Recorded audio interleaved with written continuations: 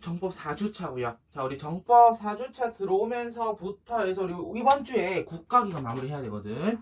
그래서 그 국가기관 마무리해보고, 그리고 우리 이제 3단원 선거, 지방자치까지 배우고 3단원 선거 나가보도록 하겠습니다.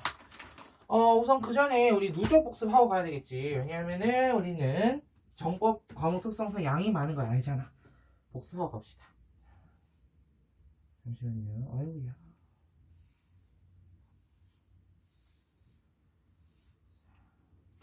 정리 치우고. 자, 우리 첫 주에 뭐 배웠어? 첫 주에 법, 정리랑 법 배웠어. 기억나지? 정치랑 법을 배웠지. 자, 정치는 국가 현상. 그러니까 좁은 의미로서의 정치는 뭐? 국가 현상설. 기억나죠? 넓은 의미의 정치는 집단 현상설. 또는 집단 현상론. 둘의 특징 비교할 수 있어야 된다 얘기했고. 법 배웠어. 법의 특성. 무슨 성? 강제성, 위계성. 자, 오늘 중요한 게 나오기 때문에 자, 법의 위계성 정도 복습 한번 하고 가자. 자, 법의 위계성 할 때, 나랑 필기를 할 때, 자, 법의 위계성 이렇게 적어서, 자, 법의 위계 이렇게 나뉠 거야 라고 배워서 첫 번째 헌법, 그 다음에 법률, 그 다음에 규칙. 이게 아니라 명령이에요, 얘들아. 미안해. 명령이라고 머리에서 인식하고 있는데 말로는 규칙이 나와요. 쓰는 것도 규칙으로 나와. 자, 법률 다음에 명령, 그 다음에 뭐 조례, 그 다음에 사실 뭐 규칙도 같은 레벨로 보긴 보지만 규칙 요렇게.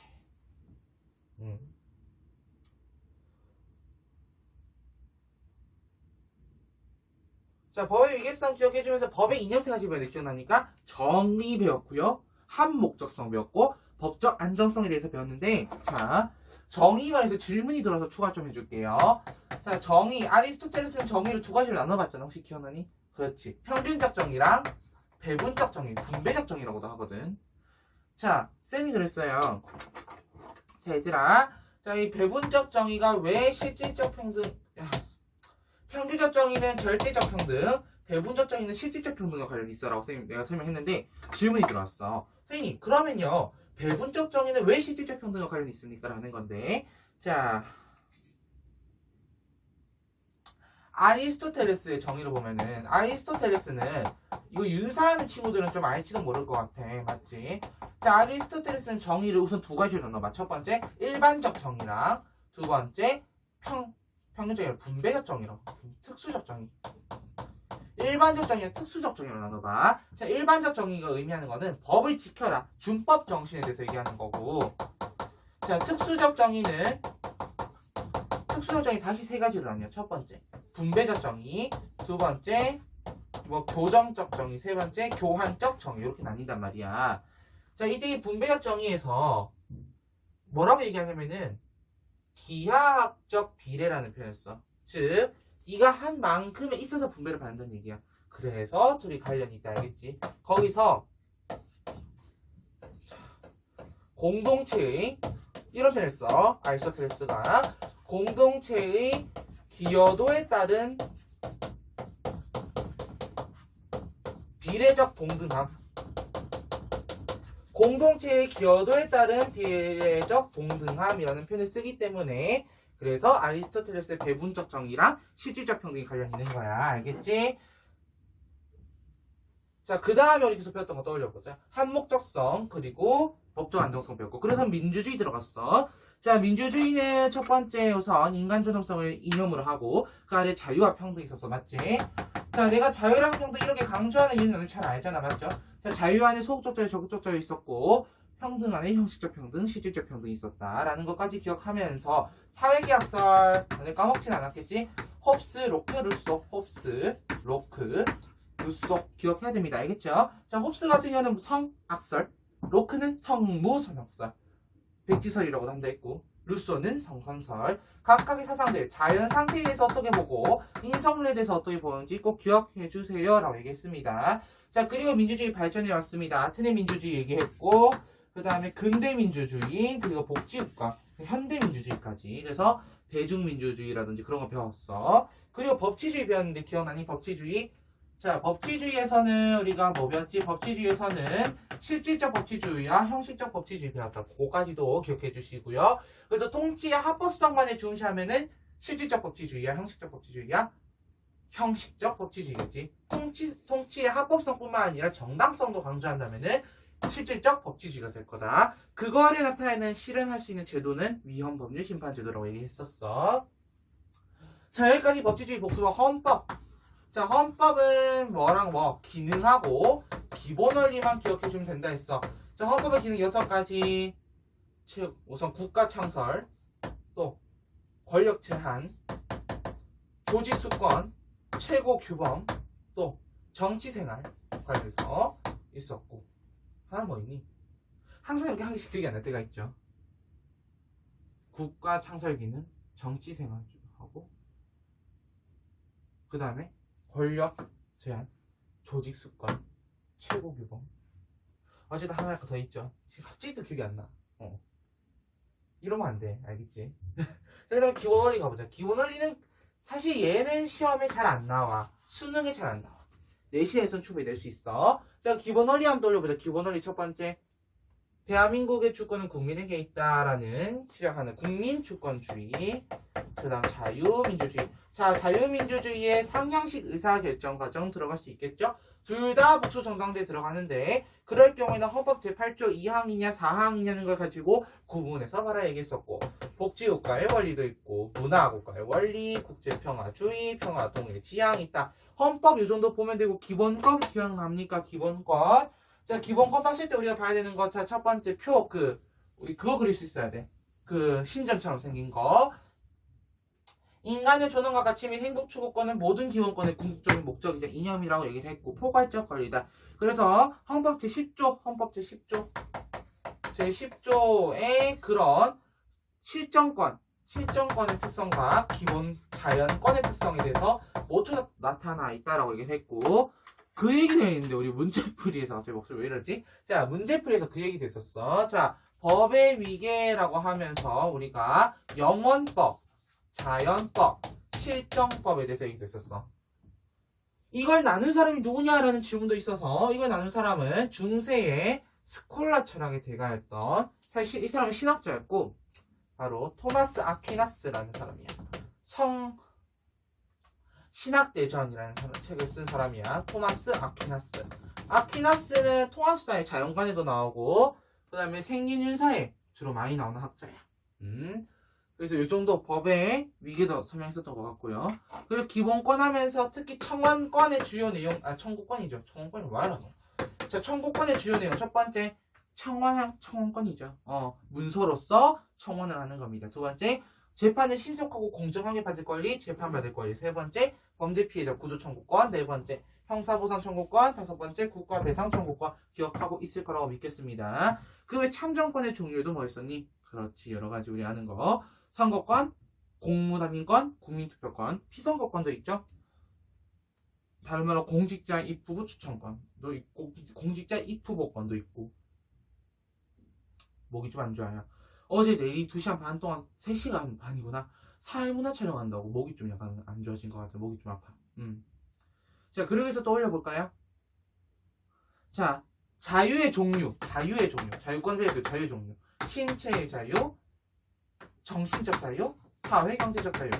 자, 구속적부심사제, 일사부재리의 원칙, 영장제도, 적법절차의 원리, 죄형법정주의, 미란다 원칙, 기타 등등의 것들. 신체 자유, 정신적 자유, 뭐 양심의 자유, 종교의 자유, 그런 것들. 언론 집회 출판 결사. 반대구나. 언론 출판 집회 결사의 자유, 정신적 자유, 사회경제적 자유, 뭐 거주 이전의 자유라든지 직업 선택의 자유. 그런 거 생각해 주시면 됩니다. 자, 그리고 나서 우리 일단은 끝내고 그 다음 뭐 했니? 뭐 의무도 배웠는데 의무는 다 쉽게 풀 수 있잖아. 자, 그 다음에 나오는 게 대통령제랑 의원내각제랑 이원집정부제 비교도 생각하니? 자, 대통령제는 선을 2개 다 뻗어 안 뻗어? 2개 다 뻗고 의원내각제는 하나만 뻗고 이원집정부제도 2개 다 뻗어. 대통령제랑 의원내각제 비교할 수 있어야 되고요. 이원집정부제 문제도 나름 나온다라는 얘기도 했었어. 그러면서 우리 3주차 2강에서 문제를 굉장히 많이 풀었죠. 기억하지? 자, 그 다음에 우리 국회 배웠는데 국회. 뭐야? 국회. 국회 배워도 덜 배웠잖아, 맞지? 자, 국회 첫 번째 뭐 배웠니? 국회는 지위. 국회 어떤 지위 갖고 있었지? 기억해? 그 입법기관이란 거 하나 정도만이라도 기억해 주면 좋아. 알겠죠? 그리고 두 번째 국회 조직 어떻게 돼 있었어? 기억해? 맞아. 우선 의장단이 있지. 국회의장 1명, 부의장 2명. 임기는 2년이야, 4년이야, 3년이야? 임기는 2년이었다는 거. 그래서 너무 중요하다 했고, 그 다음에 세 번째 뭐 배웠니? 회의 종류 배웠는데, 뭐 물론 그 위에 이원회도 있고 하겠죠. 회의 종류 우리 정기회랑 임시회 배웠고, 정기회는 매년 한 번 열려. 언제? 9월달에. 그래서 얘 회기 며칠이야? 정기회는 회기가 100일이야. 임시회 회기는 30일. 자, 대통령이 임시국회 소집 요구권 발동시킬 수 있고, 또 국회 제적원에 얼마 이상? 4분의 1 이상. 임시회 회의 30일. 그래서 회의의 진행 원칙 배웠는데, 진행 원칙. 내가 딴 거 다 기억 안 해도 된다 했어. 뭐 회의 공개의 원칙, 다수결의 원칙 기억 안 해도 된다 했어. 다 이거는 기억해 달라 했는데 기억나니? 일사부재의의 원칙. 일사부재의의 원칙. 물론 회기 계속의 원칙도 있죠. 일사부재의의 원칙만큼은 꼭 기억해 달라 얘기도 했었어. 기억하는지 모르겠네. 그 다음에 또 2차 저차 보면서 뭐더냐, 탄핵소추랑 해임권위도 비교했었어. 맞지? 둘의 차이점 꼭 기억해 주시고, 그 다음에 법률의 제기전 과정, 그리고 헌법의 개정 과정 배웠는데, 그거는 나랑 자료를 보면서 같이 복습하도록 하자. 자, 4주차 추가 교환 먼저 보도록 합니다. 4주차 추가 교환. 거기 쌤이 오늘 굉장히 많은 걸 담아왔어. 알겠지? 자, 첫 번째 우선 대통령의 권한 행사 방식 1번, 2번 뛰어넘고 3번 먼저 갑니다. 3번. 추가 자료에 3번 먼저 가보자. 3번. 자, 3번에 우리나라의 입법 절차돼 있다. 맞지? 지금 요 두 개 굉장히 잘 나오는 표현. 알겠죠? 오늘 민주국가 정부 국가기관의 구성과 기능이라는 요거 문제 교환을 뽑아서 풀어봤으면 알겠지만은 요 표가 의외로 많이 나온다. 맞지? 가보자. 자, 우리나라 입법 절차 다시 한번 우리 복습해볼까? 첫 번째. 파란색 들게요. 우선 법안을 발의해야 돼. 발의 맞지? 그 발의할 수 있는 주체가 누구랑 누구였더라? 국회의원 몇 명 이상? 국회의원 10인 이상. 또는 대통령이 법률안 제출권 쓸 수 있었지. 잠깐만. 그러면 그 법률안 제출권은 대통령 제정 요소야, 의원 내각 제정 요소야? 문 좀 열게요. 대통령 제정 요소야, 의원 내각 제정 요소야? 의원 내각 제정 요소였어. 법률안 제출권. 자, 물 좀 마십시다. 의원 내각 제정 요소. 또는 상임위원회에서도 낼 수 있었다고 했는데 기억나니? 상임위원회. 이렇게 발의를 했다. 그 다음에 이제 어떻게 해야 돼? 국회의장한테 회부가 돼요. 회부. 국회의장. 국회의장이 이걸 소관위원회에다가 다 회부를 해주죠. 그러면 법률을 심사해보고 그래도 괜찮은 것 같아. 그럼 이제 어디로 넘겨? 넘기기 전에 잠깐 여기 가게 돼. 상임위원회 들렸다 가야지. 상임위원회 가서 괜찮다 싶다 막 법률의 체계랑 자구를 심사하는 거예요. 이 법률안이 헌법에 위배되진 않는지, 그리고 법으로서의 역할을 충실히 할 수 있을 것인가에 대해서 심사를 한 다음에 이 법률안 좀 별로인 것 같아요. 그럼 없애도 돼. 근데 이 법률안 괜찮은 것 같습니다 라고 하면 어디로 가요? 법제사법위원회. 법제사법위원회로 가야지. 자, 그 다음에 해부 이렇게 해서 오케이 통과시켜. 그럼 이제 국회 본회의에 상정하는데 상정을 해서 여기서 무슨 원칙이 적용되더라? 기억나니? 본회의. 국회 본회의에서 상정이 되는데 이때 무슨 원칙 따라야 돼? 다수결의 원칙 따라야 돼. 맞지? 회의 진행의 원칙 중에 다수결의 원칙. 우선 첫 번째, 국회 제적 의원의 과반수가 출석을 해야 되고 출석 의원의 과반수가 찬성을 해야 된다. 맞지? 자, 상정했습니다. 그래가지고 이제 대통령한테 이송을 하는 거야. 이송. 누구한테? 대통령한테. 누구한테? 대통령한테. 대통령이 보고 괜찮네. 그러면은 우선 대통령은 법률안을 이송받은 직후 15일이네. 15일 이내 공포를 해야 된다. 맞지? 근데 이 15일 안에 공포를 했다 하면은 공포한 이후 20일 이후에 효력이 생긴다. 알겠지? 공포 후 20일 이후에 효력이었어. 근데 만약에 대통령이 야, 나 있잖아. 이 법률은 마음에 안 들어. 넘겨버려.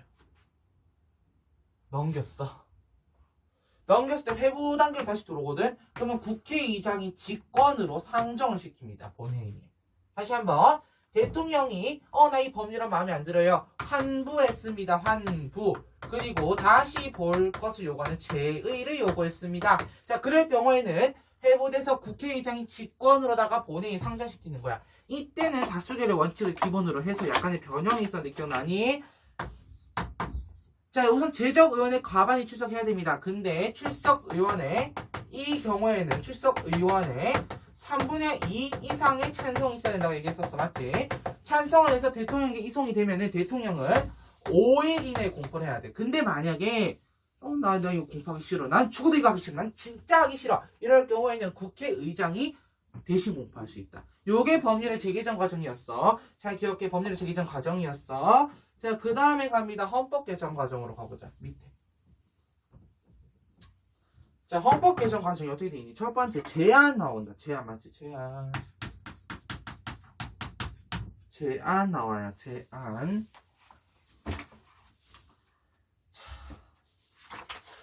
복태에 내 선지 넣었나? 자, 내 지금 기억을 좀 위해서 복태 선지 넣었나 확인 좀 해볼게요. 복태 선지. 저는 복태 치고 왔죠? 복태 치고 와야 됩니다. 저우선 맞아. 나 우선 설명해 보도록 할게요. 자, 제안은 어떻게 해야 돼? 자, 빨간색 들고. 첫 번째, 제적의원의 과반상. 그냥 제적의원의 과반이죠. 얘네가 뭐 해야 돼? 찬성해야 되겠지. 제적의원이 과반 찬성하면은, 그걸 가지고 누가 심의를 해? 요거 하고, 또는, 국무회의에서 심의를 해야 됩니다. 대통령이 역시나 제출할 수 있잖아요. 그거 있어서 국무회의에서 이 헌법 개정안에 대해서 먼저 심의를 하는 거야. 이렇게 개정했을 때 괜찮을까라고 생각을 해. 자, 그 다음에 뭐 합니까? 공고해야죠. 공고. 대통령이 며칠 이상, 대통령이 20일 이상 공고한다. 주체 대통령이야. 20일 이상 공고하는 거야. 20일 이상. 공고를 합니다. 그 다음에 이제 뭐 해야 되겠? 투표해야죠. 국회에서 의결시키는 거예요. 그 다음에 국회 의결. 이때 국회 의결할 때 포인트는 뭐였지? 얘기했었습니다. 첫 번째, 기명 투표야, 무기명 투표야? 기명 투표였어.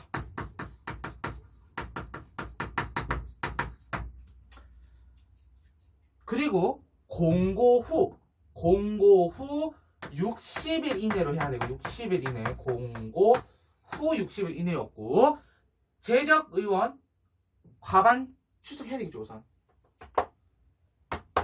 근데 그것만으로 끝나지가 않아. 얘네는 제적의원의 출석과 관련 없이 제적의원만으로 제적의원의 3분의 2 이상이 찬성해야 돼. 맞지? 기억하지? 기억나는 거죠? 자, 그래서 너네 기억날지 모르겠는데 우리나라가 전에 그 4.15 총선 때 그랬잖아. 막 뉴스에서 이런 말을 했었어. 다행히도 국회 내에 개헌 저지선은 유지시켰습니다. 우리나라의 개헌 저지선은 200석이야. 근데 법력관에서 190석을 가져갔어. 10석 모자르죠. 그래서 개헌 저지선을 지켰다라고 얘기를 하는 겁니다. 자, 그렇게 국회에서 의결을 했어. 그럼 이제 국민들한테 국민투표 붙여야 되지 않겠니? 그렇지. 국민투표.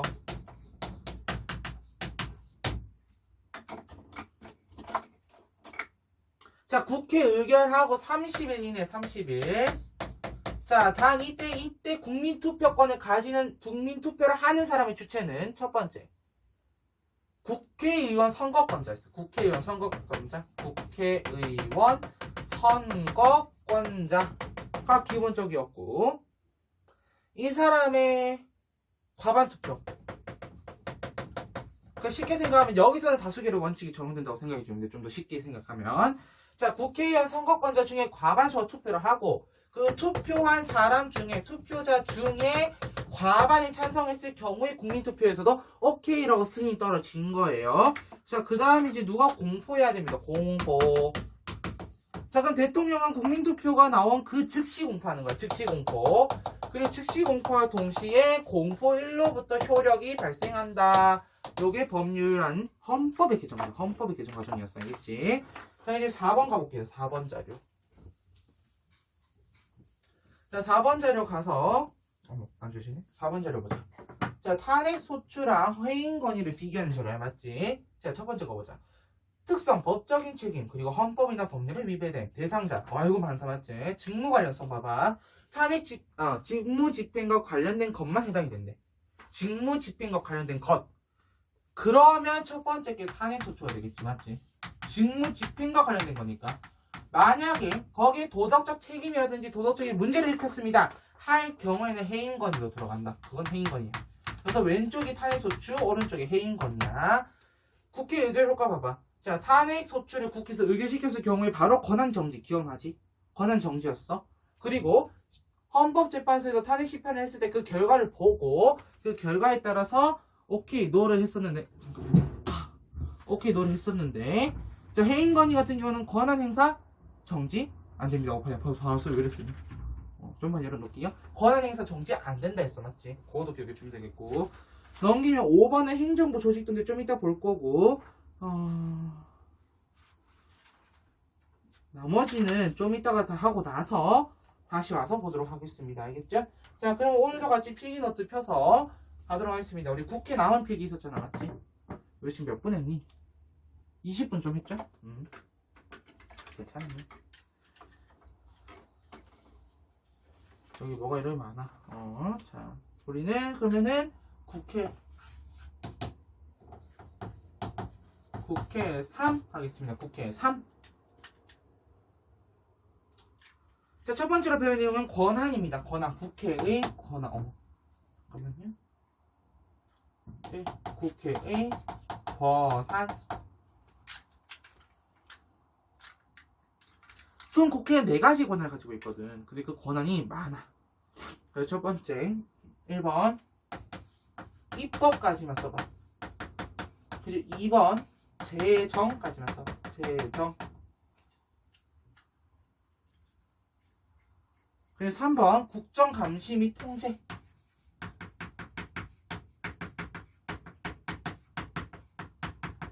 여기까지는 다 노란색으로 쓰고 뒤에는 흰색으로 입법에 관한 권한, 재정에 관한 권한, 그리고 국정감시 및 통제에 관한 권한. 이렇게 가도록 할게요. 권한.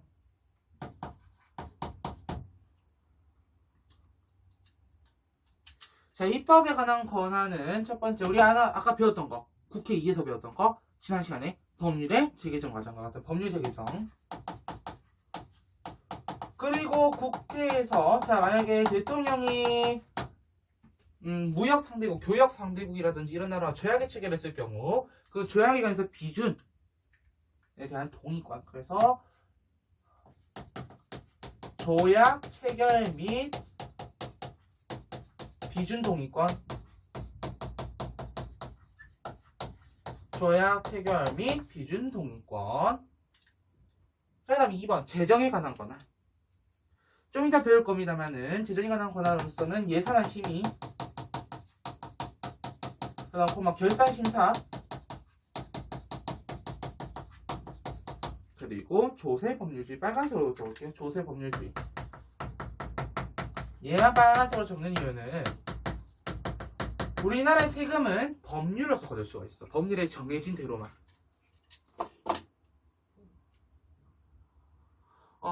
경제하는 친구들은 알 것 같은데 경제하는 친구들은 알죠? 세금의 분류. 세금이 좀 직접세와 간접세는 아니고 또 국회에서 걷는 걸 보면 국세, 지방세, 지방세 지방교부세도 있고 알잖아. 배웠지? 배웠죠? 네, 그런 거. 법률에 의해서 세금을 거둘 수 있습니다요. 자, 그 다음에 국정감시 및 통제에 관한 권한이 좀 굉장히 많아서 빨간색으로 적을게. 이거는 5가지를. A. 국정감사. 국정감사는 여러분들 많이 봤죠? TV로. 두 번째 B 국정조사. C 동의권. D 승인권. 동의권, 승인권. 그다음 다섯 번째 E 탄핵 소추권. 하나씩 한번 설명해 보도록 할게요. 자, 첫 번째 국정심사, 국정감사. 국정감사는 언제예요? 항상 보통 여러분들이 국정감사를 매체로 접할 때가 항상 10월이나 11월 정도 되지 않았니? 맞아. 얘는 국정감사는 정기회, 정기국회 중요합니다. 정기국회 중 국정 전반에 대한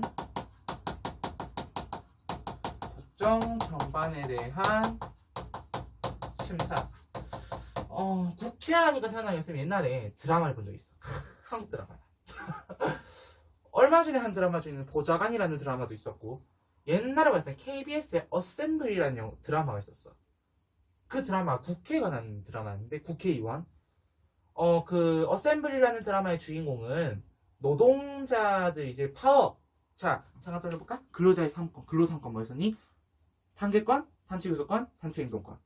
갑자기 나왔죠? 뜬금없이.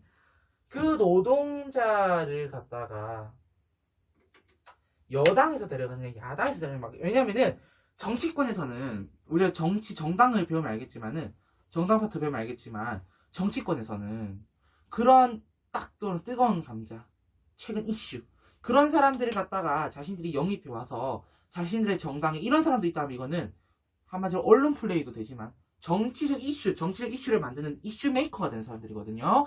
자, 그렇기 때문에 막 난리쳐.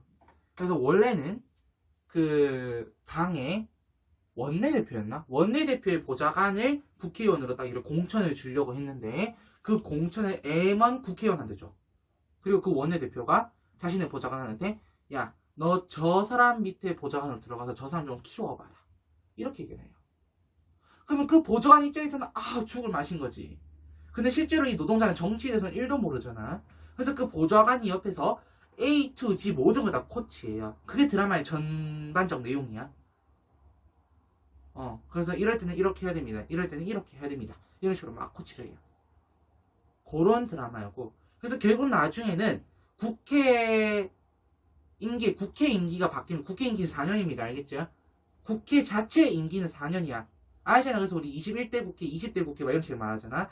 21대 국회 임기도 4년, 모든 국회 임기는 4년이 알겠지? 그럼 다음 국회는 언제일까? 다음 국회, 22대 국회는 2020년에 선거를 했으니까 20, 21, 22, 23, 24년?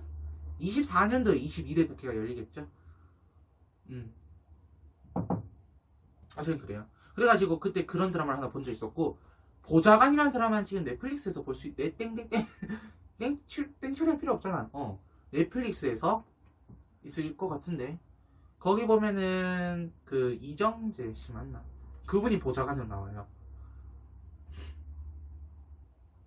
그 의원으로 나오시는 분이 김갑수 배우님이실 거예요. 그래가지고 보좌관으로 있다가 자신을 국회의원으로 만들어 주십시오. 막 이러고 막 서로 약점을 지고, 네.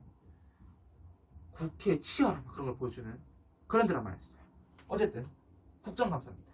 그래서 정기국회 중에 국정 전반에 대해 심사를 하는 거예요. 자, 그럼 국정조사는 뭐냐? 특정한 국정사안을 노란색 교섭단체의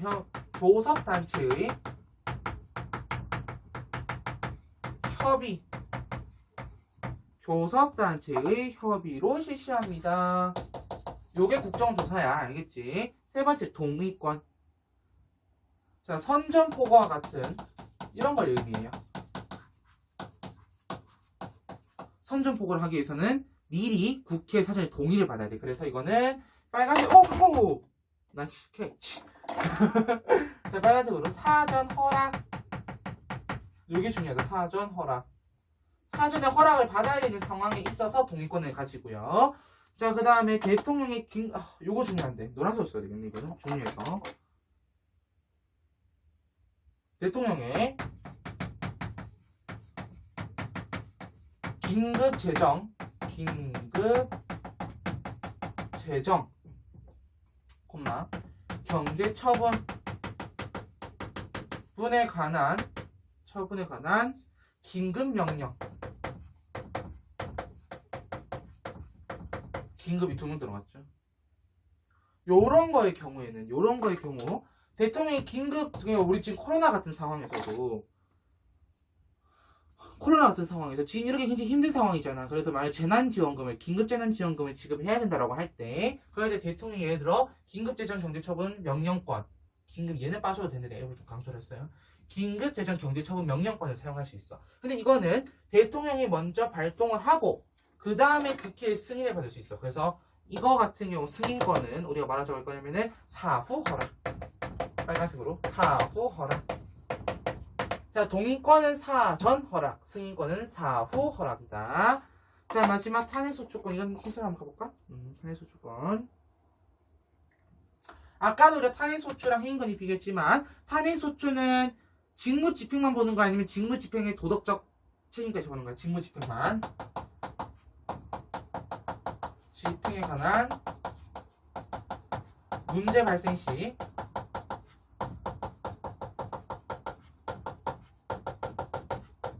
권한 정지.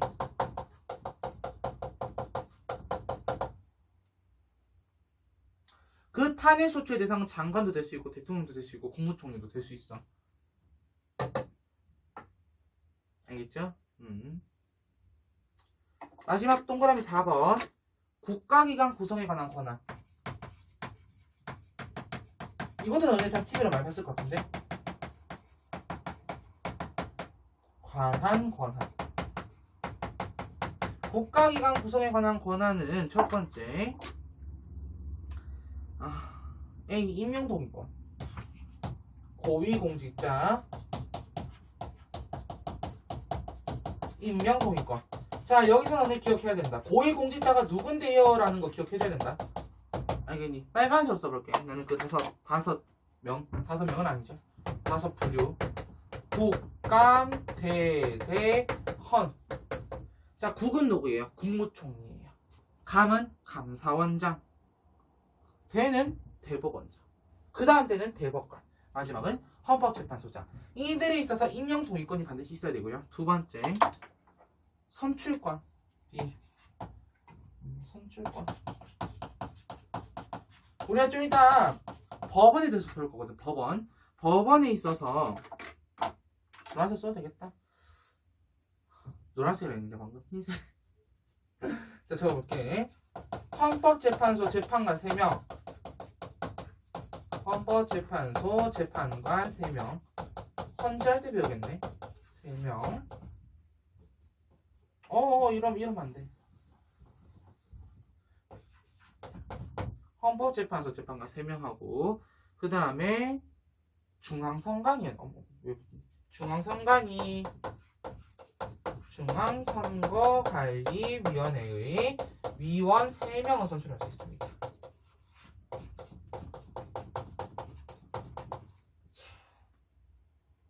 보이죠? 여기 국회의 권한은 굉장히 중요하기 때문에 한 번 더 따라 복습을 할게. 자, 국회의 권한 4가지가 있었어. 첫 번째, 입법에 관한 권한. 두 번째, 재정에 관한 권한. 세 번째, 국정감시 및 통제에 관한 권한. 네 번째, 국가기관 구성에 관한 권한. 이거 다 써버렸네. 지가 또 고칠까? 지가 좀 고치자. 고칠 수 있으면 고치고 안 고쳐도 돼요. 근데 너네 나중에 노트를 다시 폈을 때 나오면 좀 그렇거든. 국가기관 구성에 관한 권한. 자, 같이 보자. 첫 번째, 입법에 관한 권한은 법률 재개정, 조약체계 및 비준동의권. 재정에 관한 권한은 예산안 심의결산. 좀 이따 2번에서 보겠습니다. 그리고 조세법률주의. 3번, 국정감시 및 통제에 관한 권한은 국정감사, 국정조사, 동의권, 승인권, 탄핵소추권. 마지막 국가기관 구성에 관한 권한은 고위공직자 임명동의권 국감, 대대헌. 그 다음에 선출권. 헌법재판소 재판관 3인과 중앙선관위위원 3인을 선출했다. 여기까지 보면 되겠고, 자, 다음 2번 예산안 심의 및 집행 절차로 가보도록 합시다.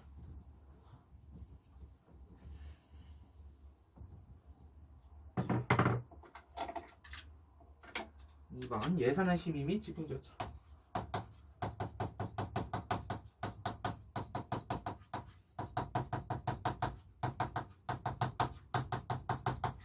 자, 행정부는 1년 동안 쓸 예산을 딱 미리 정해놔요. 왜 학교에서도 그렇잖아요. 학교에서도 1년 동안 쓸 예산을 미리 책정을 해서 교육청에 넘기고 교육청에서 모든 학교의 예산을 다 수집을 해서 예산 이 정도 쓸 거예요. 수집을 해서 교육부에다가 보내고 교육부에서는 그럼 이 정도에다가 교육부 자체에서도 이 정도 쓸 거예요. 이 정도 이제 딱 생각을 해서 행정부 전체 보내요. 그러면은 행정부에서 수집해가지고 국회에 보내. 우리 1년 예산이 한 이 정도 될 것 같아요. 한 500조? 보통 500조? 한 510조 정도 돼. 520조? 저 이 정도 예산 쓰겠습니다. 라고 이제 보내요. 그러면 국회에서 그걸 막 열심히 보겠지. 그래. 이 정도면 될 것 같아. 야, 이 예산은 너무 가지 않니? 야, 이런 예산 좀 빼라. 이런 걸 다 해요. 근데 이 과정에서 문제가 좀 있죠. 지역구 국회의원들이 자기 지역구 예산을 좀 효율하는 그런 경향도 있긴 있습니다. 어쨌든 그렇게 해서 예산안을 딱 편성하고 심의해서 땅 괜찮네. 그러면 너네 이제 내년에 집행해봐. 그래서 1년 동안 예산을 잘 썼어. 잘 쓰고 이제 국회에서 국정감사 시즌에 와가지고 야, 너네 예산 잘 썼나 한번 보자. 결산 심사를 하는 거예요. 너네 예산 어떻게 썼니? 국회에서 딱 보면 야, 이런데 예산 왜 썼니? 너네 예산 너무 많이 쓴 거 아니야? 야, 이런 데는 좀 더 써도 되지 않니? 이렇게 보는 겁니다. 알겠죠? 그 첫 번째 1번 동안 1번 예산안 편성 및 제출. 예산안 편성 중간점 제출. 자, 이거의 주체는 누구다? 정부입니다. 여기 빨간색으로 정부. 이거의 주체는 정부다. 두 번째. 그러면 예산안을 딱 따져보고 확정 짓는 거. 2번. 동그라미 2번. 그걸 우리는 예산안 심의 및 확정이라고 한다. 예산안 심의와 확정은 이건 누가 어디서 해요? 국회에서 해요. 국회. 그러면 그렇게 딱 땅땅땅 내린 거는 집행을 어떻게 해요? 예산안 집행은 어디서 하겠니? 당연히 행정부에서 하지, 맞지? 정부라고 하겠습니다. 라인 맞춰 적어줘. 알겠지? 아직 노란색 이거 중요해. 4번 결산 검사. 요 과정은 진짜 중요하다. 결산을 하는 데 있어서 국회가 심사하기 전에 어디서 검사를 한번 해. 검사랑 심사 약간 다르다. 알겠지? 검사는 감사원에서 합니다. 그래서 감사원이 있는 거야. 물론 이거 말고 다른 감사도 할 필요가 있겠지. 쌤이 옛날에 드라마를 참 많이 봤죠, 쌤이. 그 무슨 드라마더라? MBC에서 하는 드라마인데 은행 약간 좀 최근 건데 최근은 아니야. 몇 달 전이니까 반년 정도 됐나? 은행 관련한 거 드라마 있었는데 작년인가? 재작년인가 그게? 그 김상중 씨 알죠? 그것이 알고 싶다. 그분이 이제 오랜만에 더 뱅커 맞는 것 같아. 뱅커 은행원들 얘기하는 거잖아. 그래서 그 드라마를 보는데 그 김상중 씨가 나중에 감사팀 쪽으로 가는 거예요. 감사팀 쪽으로 발령을 받아요. 그래서 이제 막 감사를 한단 말이야. 은행에 뭐 하는 거예요? 돈이 잘 있나 없나. 물론 감사랑 검사는 약간 좀 다르긴 합니다만은 감사원이니까. 그래서 얘네가 비리 적발 이런 거 하는 거. 그리고 또 응답하라 1988 보면 뭐든지 드라마로 통한다 맞지? 응팔에 보면은 그 덕선이 아버지, 그냥 성동희 배우님이 그 극 중에서 그 한일은행의 검사부에 있다 하죠. 다 이게 체크하는 거잖아. 결산 검사, 감사원에서 합니다. 자, 마지막 5번째 5번으로 가보도록 하죠. 자, 결산 심사. 결산 심사는 어디서 하겠니? 5번 결산 심사. 얘들아, 미리 말하지만 결산 심사는 국회에서 한다. 이건 알죠? 자, 그러면은 예산안 집행 말고 심의 확정에서 좀만 가보자. 자, 이때 우리 기억나는지 모르겠는데 예산안을 가지고 여당과 야당이 엄청 대립해서 싸우다가 그 해를 넘은 적이 있어. 예산안을 12월 31일에 딱 그 본회의 마지막 날에, 보통은 12월 31일 정도가 본회의 마지막 날이거든. 그러니까 본회의 마지막 날에 딱땅땅 해가지고 예산안을 확정을 해줘야지 행정부가 그 예산을 가지고 쓸 수가 있잖아, 맞죠? 근데 갑자기 국회에서 얘를 통과를 못 시킨 거야. 땅땡땡을 못 때렸어. 그럴 경우에 망해버려요, 사실은. 그럴 경우에는 좀 더 연장할 수 있습니다. 물론 행정부는 예산을 사용하지는 못할 수는 있습니다만은 국회에서 한 일주일 정도는 더 봐줘요, 사실은. 자, 그래서 그걸 갖다가 우리가 이렇게 좀 표현을 해보도록 할게.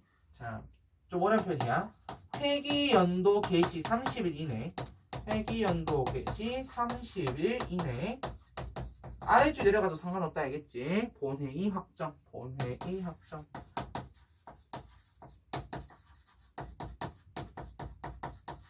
회기연도라는 거는 그 회기, 우리 국회 회기는 100일이다. 뭐 이런 식으로 말하죠. 그 회기를 말하는 거예요. 그 회기연도 개시 30일 이내야. 알겠지? 본회의 확정해야 됩니다. 안 할 경우에는 예산 못 써요, 우리. 예산 집행이 안 돼. 그리고 예산안은 국회에서 수정 가능? 예. 예산안 국회 수정 가능, 불가능? 가능. 국회 수정 가능합니다. 이게 예산안 심의 집행 절차예요.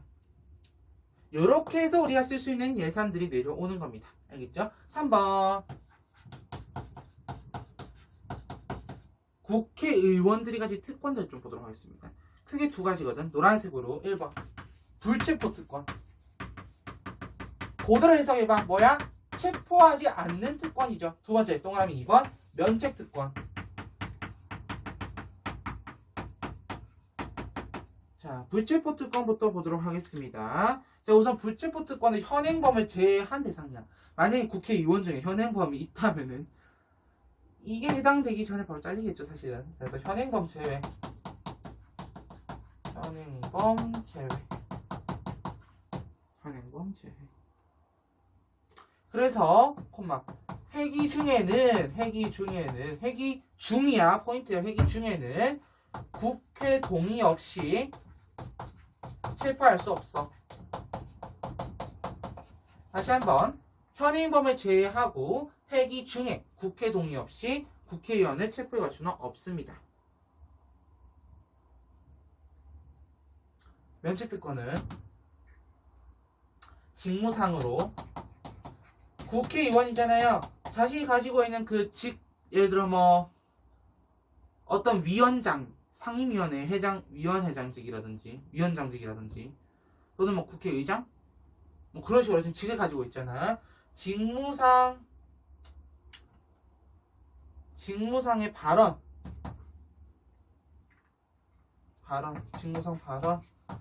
그리고 표결에 있어서는 국회 앞에서 책임을 안 집니다.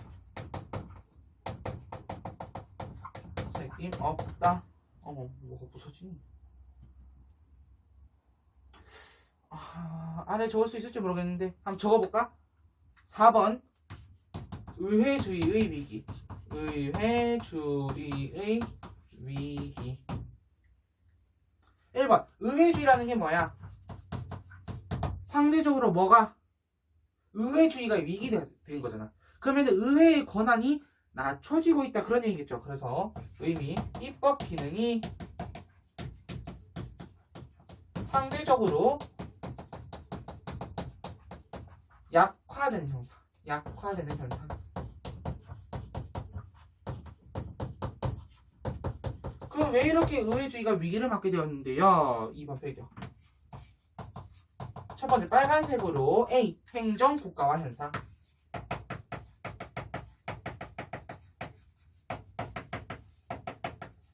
행정부가 다른 권력, 다른 권한에 약간 좀 손을 더 뻗게 되는 거죠. 왜냐면 행정이랑 사실 국민들이 살 수 있는 그런 거랑 굉장히 많은 밀접한 관련이 있기 때문에 행정국가 현상. 그래서 이때는 자, 행정부 주도의 법률 제출도 많아지는 거야.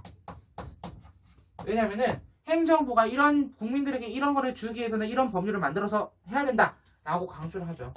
그래서 우리 그 문제 중에 보면 그런 거 있지 않았니? 그 국회의원이 발의한 법률과 행정부에서 발의한 법률의 투표율, 가결율 본 적 있지 않니? 그런 거. B. 정당 정치의 폐해. B. 정당 정치의 폐해.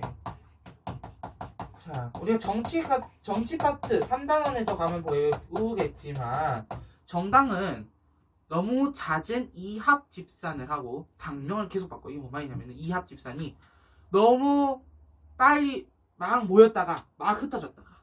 그래서 우리나라의 정당 역사를 보면은 굉장히 많은 정당들이 있었어. 그에 비해 미국 같은 경우는 우리가 알듯이 뭐 민주당, 공화당 이러면은 딱딱 우리가 굉장히 좀 오래 간 정당들이 있죠. 일본 같은 경우도 자민당이라든지 원래 그게 55년 체제라고 해가지고 그건 이제 동아시아사에서 배우는 내용이긴 한데 어쨌든 너무 당론 자기들의 그 당의 색채를 너무 드러내고 그들끼리 너무 많이 싸우다 보니까 의외 사람들이 쟤네는 법률 안 만들고 뭐하니라는 생각을 할 수밖에 없겠죠. 그리고 하늘 동안 3번 4번 적어야 되는데 3번 문제점 보이니? 보이는구나. 문제점 3번 문제점에 대의제 원리를 대의제 원리 실현 X 이렇게 적어줘. 3번 문제점에 대의제 원리 실현 X. 자, 우리 4번도 있거든요. 4번은 내가 바로 밑에 줄 쓰면 돼. 그러면 국회 3번 픽이 끝나죠. 4번 극복 방안. 그럼 이 의회주의의 위기를 어떻게 극복할까요? 땡땡 너는 바로 오른쪽에 이어서 써주시면 됩니다.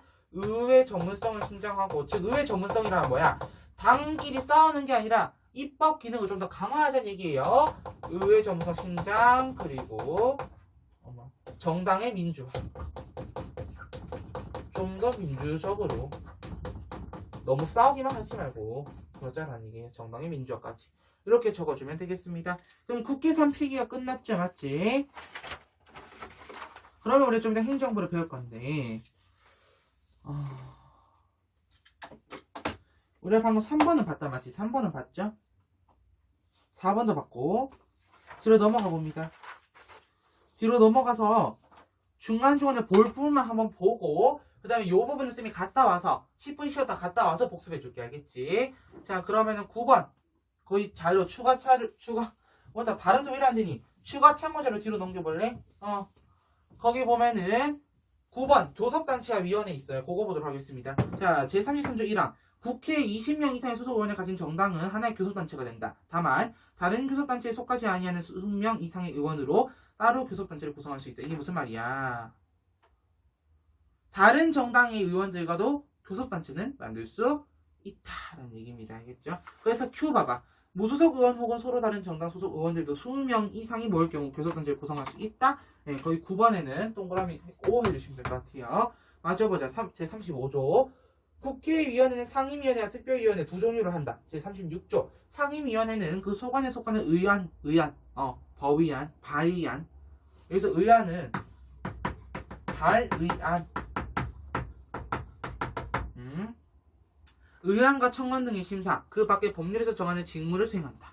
제44조 1항 국회는 둘 이상의 상임위원회와 관련된 안건이거나 특히 필요하다고 인정한 안건을 효율적으로 심사하기 위하여 본회의의 의결로 특별위원회를 들 수 있다. 제44조 2항 제1항에 따른 특별위원회를 구성할 때에는 그 활동 기간을 정하여야 한다. 다만 본회의 의결로 그 기간을 연장할 수 있다. 오케이, 보면 되겠고 10번 볼게. 10번 자, 헌법의 제50조 1항입니다.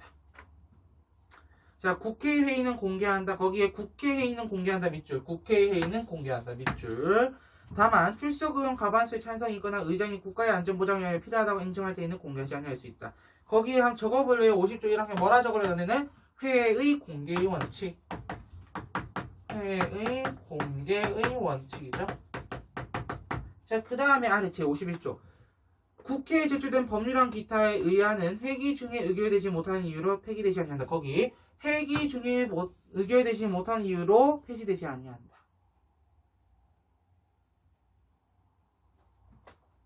뭐야 이거?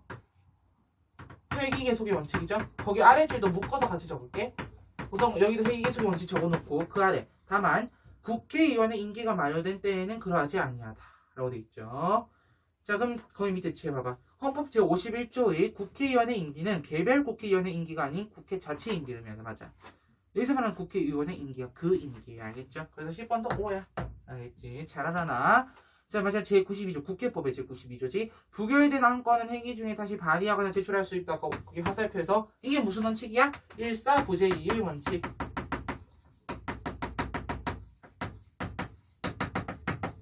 적으면 될 것 같고요. 자, 그 다음 11번은 국무회의 관한 내용이죠. 그건 좀 이따가 행정부 보고 와서 하면 되겠습니다.